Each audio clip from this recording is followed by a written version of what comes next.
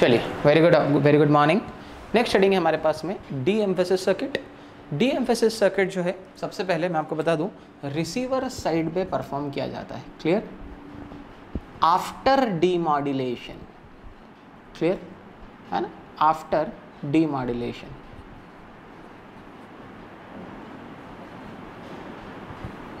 Demodulation के बाद में आप परफॉर्म करते हैं। क्यों परफॉर्म करते हैं? जो भी ट्रांसमीटर साइड से आपने प्री एम्फेसिस करा है, मतलब F1 फ्रीक्वेंसी के बाद वाले सिग्नल जो आपने बूस्टअप करे हैं वो वापस रिसीवर पर आने के बाद डीमॉड्यूलेट होने के बाद अपनी ओरिजिनल स्टेट पर आ जाएं।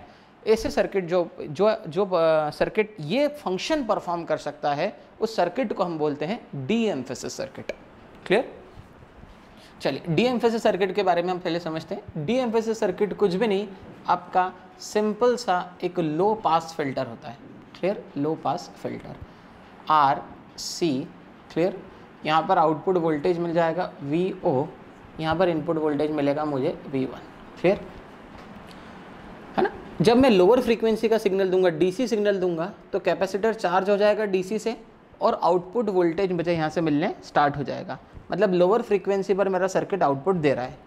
जब मैं हायर फ्रीक्वेंसी अप्लाई करूँगा कैपेसिटर शॉर्ट हो जाएगा तो आउटपुट वोल्टेज 0 मिलेगा। इस बेसिस पर मैंने तय करा कि ये एक लो पास फिल्टर है। क्लियर? चलिए, लो पास फिल्टर का ट्रांसफर फंक्शन निकालते हैं। इसको सबसे पहले लाप्लास ट्रांसफॉर्म में कन्वर्ट करते हैं 1/CS।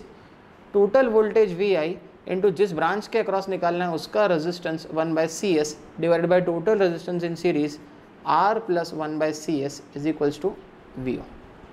क्लियर? तो मैं यहाँ से VO बाई VI निकाल सकता हूँ। VO upon VI is equals to 1 upon RCS। Clear? VO by VI is equals to 1 upon RCS plus 1। Clear? अगर आप देखें तो ओरिजिन पर कोई पोल प्रेजेंट नहीं है। क्लियर? पोल कहाँ पर प्रेजेंट है? S is equal to -1 upon RC पर क्या प्रेजेंट है? पोल प्रेजेंट है। क्लियर? तो यहाँ पर मैं एक डी एम्फेसिस सर्किट ड्रॉ कर रहा हूँ। ओरिजिन पर कोई पोल प्रेजेंट नहीं है तो इनिशियल क्या आएगी आपकी? ये आपका -1/RC होगा। यहाँ तक स्ट्रेट चलता रहेगा और इसके बाद में आपका प्लॉट गिरना स्टार्ट हो जाएगा। क्लियर? ये कुछ भी नहीं, कांस्टेंट लाइन है 20 log K की। क्लियर? अगर आपने बोडे प्लॉट पढ़ा हो तो आप समझ जाएंगे। ऊपर कोई भी फंक्शन नहीं है तो 20 log K की कांस्टेंट लाइन है।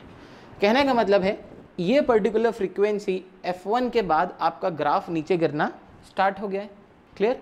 अगर वहीं आप पुराना सर्किट रिकॉल करें तो पुराना सर्किट कुछ इस तरीके से था कि इस पर्टिकुलर फ्रीक्वेंसी के बाद यानी कि प्री एम्फेसिस सर्किट बूस्टअप कर रहा था और ये आपका प्री एम्फेसिस है।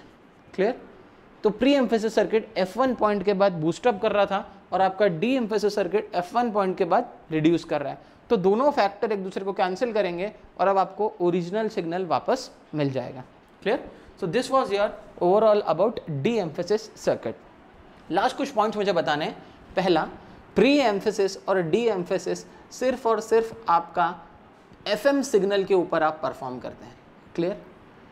क्योंकि FM जो है हायर फ्रीक्वेंसीज पर काम करता है और हायर फ्रीक्वेंसीज पर नॉइज ज़्यादा प्रोमिनेंट रहती है। क्लियर? AM के ऊपर आप प्री एम्फेसिस और डी एम्फेसिस सर्किट का यूज़ नहीं करते हैं क्योंकि AM लोअर फ्रीक्वेंसीज पर काम करता है और लोअर फ्रीक्वेंसीज पर ऑलरेडी सिग्नल की पावर बहुत ज़्यादा होती है। क्लियर? Thank you.